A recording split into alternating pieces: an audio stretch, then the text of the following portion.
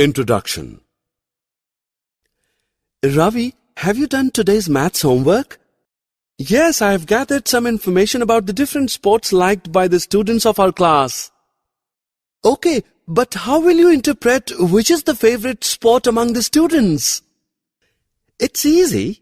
I have arranged the data in tabular form. Now by looking at the data, I can say basketball is liked by the highest number of students. Children, you see, collecting data is a very important task. We can arrange data in different forms and get some useful information out of it. So, in this lesson, we shall learn about data handling. Objectives. At the end of this lesson, you'll be able to recall the importance of collection and organization of data, calculate arithmetic mean, mode, and median of any given set of data, determine range of a set of data. Well, anybody knows why there is a need of collecting data?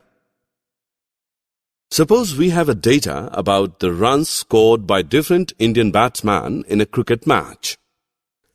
By looking at the data, can you interpret which Indian batsman had the highest runs during the year? No. Therefore, to find that, we need to collect data regarding the highest runs scored by each batsman during the year. So children, unless and until you don't collect the appropriate data, you cannot know the desired information. We collect data to record and organize it. But why do we need to do that? Look at the following data. A class teacher of class 7th listed the weight of 10 students in this way. Is this data easy to understand?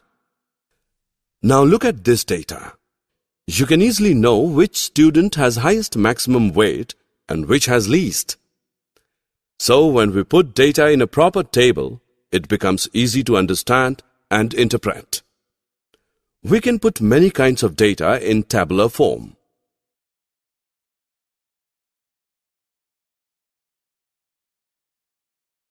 Rahul spends on an average of about 2 hours daily for his outdoor games. The average temperature of New Delhi at this time of the year is about 40 degrees Celsius. Have you noticed the word average? By average, we understand that Rahul usually plays for 2 hours. On some days, he may play for less number of hours, and on the other days, he may play longer. Similarly, the average temperature of 40 degrees Celsius means that the temperature of New Delhi at this time of the year is around 40 degrees Celsius. Sometimes it may be less than 40 degrees Celsius, and at other times it may be more than 40 degrees Celsius.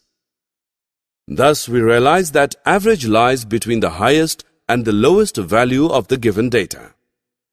Different forms of data need different forms of representative value to describe it. One of these representative values is the arithmetic mean. Come along to learn about it. The mean is just the average of the number and it's easy to calculate. Basically, mean is equal to the sum of all the observations divided by number of observations. Let us calculate the mean of these numbers. Add up the numbers first. The sum of these numbers is 60. There are total 5 numbers. So the mean is equal to 60 divided by 5, which equals 12. Therefore, the mean of the above numbers is 12. Rohit is an intelligent and very studious boy in the class. He gave his maths test 7 times to improve his marks. The data shown here is displaying the marks scored by Rohit. Can you calculate the mean test marks of Rohit? Let us first add up the marks, and the sum is 300. We know he gave maths test 7 times. So the mean marks of Rohit are equal to 300 divided by 7, which is equal to 42.86.